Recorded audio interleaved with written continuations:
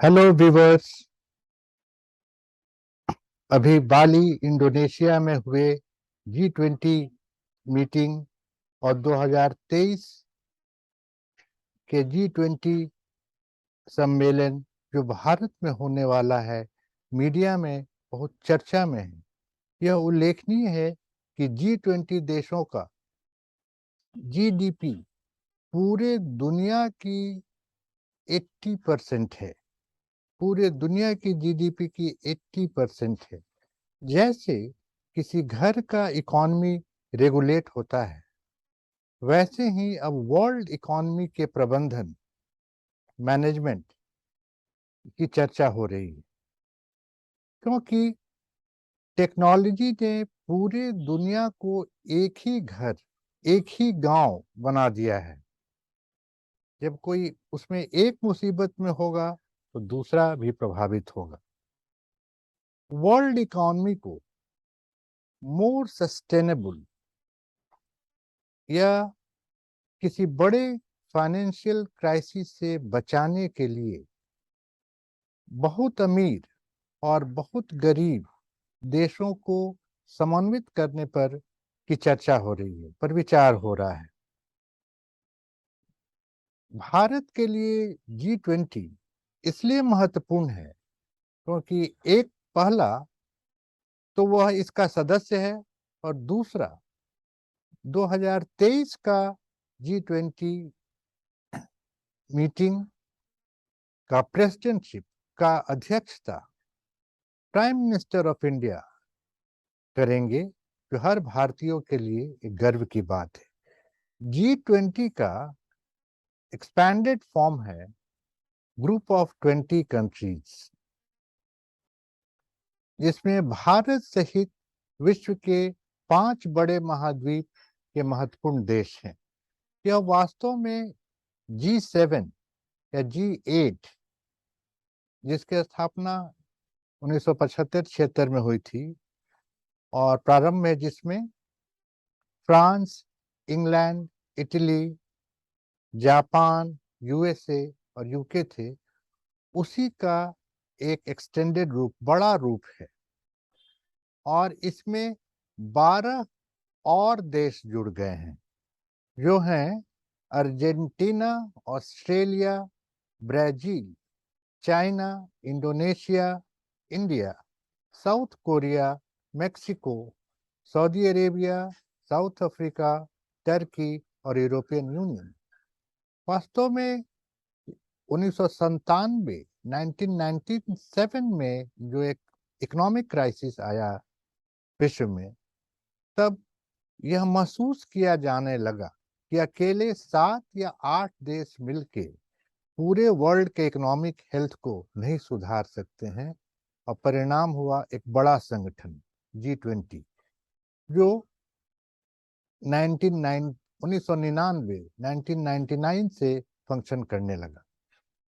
और यहाँ यह तय हुआ कि प्रति वर्ष, एवरी ईयर, एक मीटिंग होगी जिसमें विश्व के इकोनॉमिक समस्या को, आर्थिक मामलों को सामने से ही सामना किया जाए, जिससे कोई रिसेशन ना आए, पूरी दुनिया एक व्यवस्थित रहे, कोई आर्थिक मंदी ना आए, लोगों की नौकरियां ना छूटे।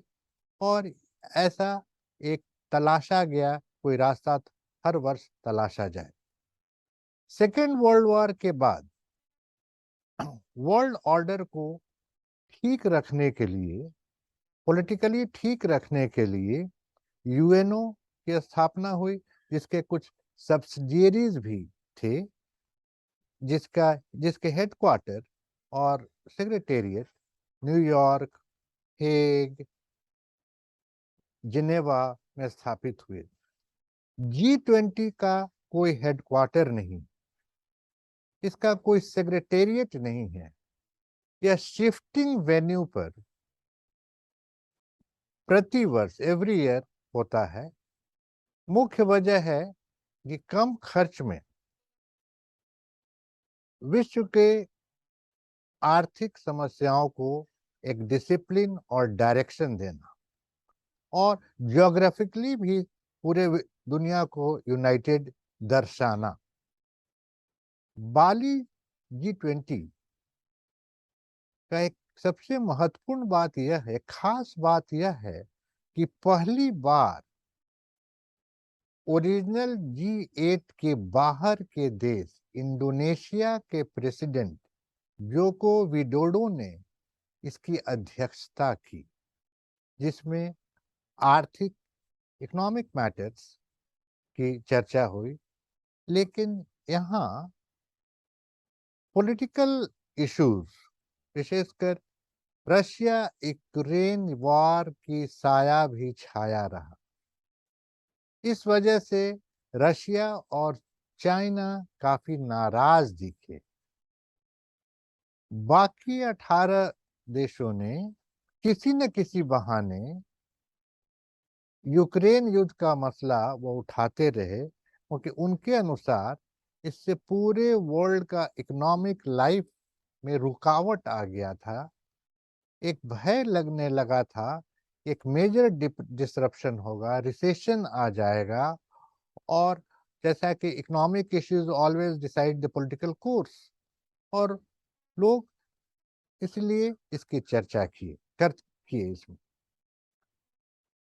बाली में बाली G20 से अमेरिका बहुत खुश दिखा, क्योंकि वह रशिया को कास्टिगेट करने में, दोषी ठहराने में अपने आप को सफल महसूस कर रहा था, जिसके वजह से बहुत से देशों का रोजमर्रा का जीवन, रूटीन लाइफ में डिसरप्शन आ गया था।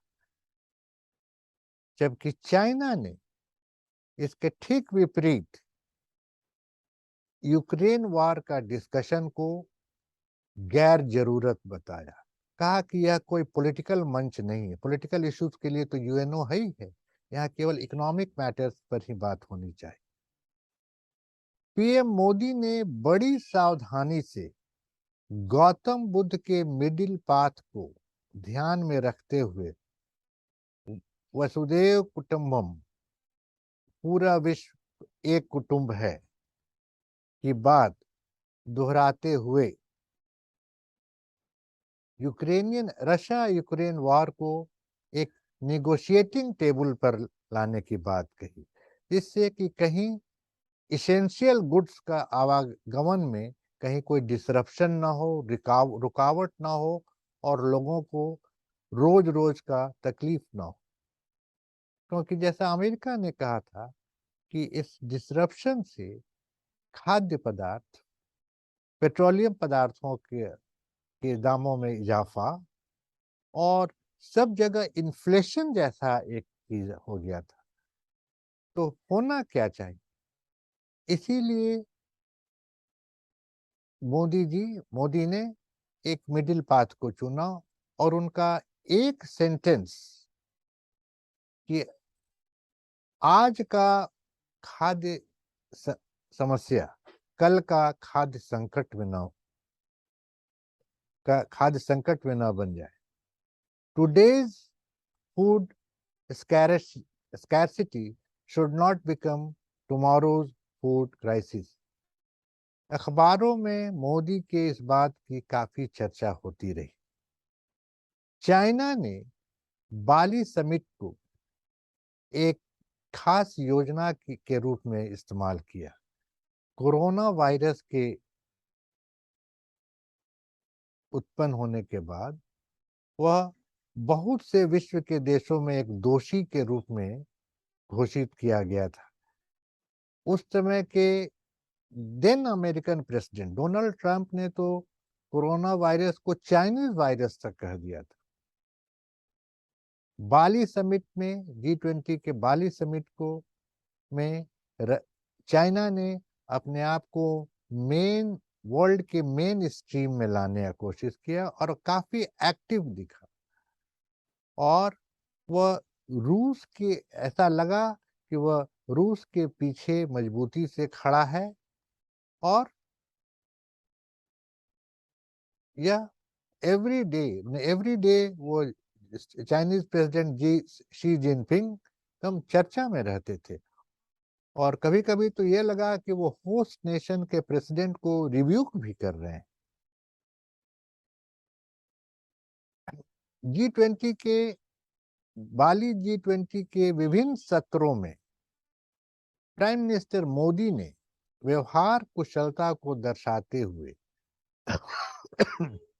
सुरक्षा सुरक्षा सद्भावना और शांति की दुहाई देते हुए अपने भाषणों को का केंद्र बिंदु में 3 बातों को रखा, जो था फूड सिक्योरिटी, डिजिटलाइजेशन और कोरोना समस्या के बाद हेल्थ सर्विसेज पर ध्यान देना। क्योंकि अगर ये सब चीज विश्व के हर देशों में ठीक ठाक नहीं है तो कभी भी कोई भी विस्फोट हो सकता है। शायद मोदी के ध्यान में 2023 का जी समिट का एक फोकस ध्यान में था कि शायद एजेंडा वो तय करना चाहते थे कि इन बातों पर ध्यान देना बहुत जरूरी होगा। जी बाली समिट में एक और चीज दिखा, वो यह था कि चाइना, यूएसए और रशिया का अंतर द्वंद्वता एक द्वंद्व के रूप में दिखा। इस द्वंद्व के पीछे इसका मतलब यह है कि अभी विश्व में सब कुछ ठीक ठाक नहीं है और कभी भी कोई विस्फोट हो सकता है। पुतिन तो अटेंड भी नहीं किए कि जानते थे कि ऐसा होने वाला है, वहां यूक्रेन पर अधिक बातें होंगी, इसलिए वो खुद ना आकर अपने विदेश मंत्री को भेजे। और चाइना का गेम हमेशा ये रहा कि वो साउथ चाइना सी में भी बहुत एक्टिव नजर आता है। कि लगता है कि अगर कहीं कोई इकोनॉमी में कमी आई, इकोनॉमिक डिसरप्ट हुआ, तो सिंस इकोनॉमी डिक्टेट्स पॉलिटिक्स, तो कभी भी कोई बड़ा विस्फोट हो सकता है। मतलब कि 2023 में गांधी मोदी जी को अपने कौशल, अपने अपने सारे तेज को के पैरामीटर को इस पर केंद्रित करना होगा कि कैसे one world, one life and peaceful world के सिद्धांत तय रहे। Because war is always creates unproductive economy. जय हिंद, जय भारत।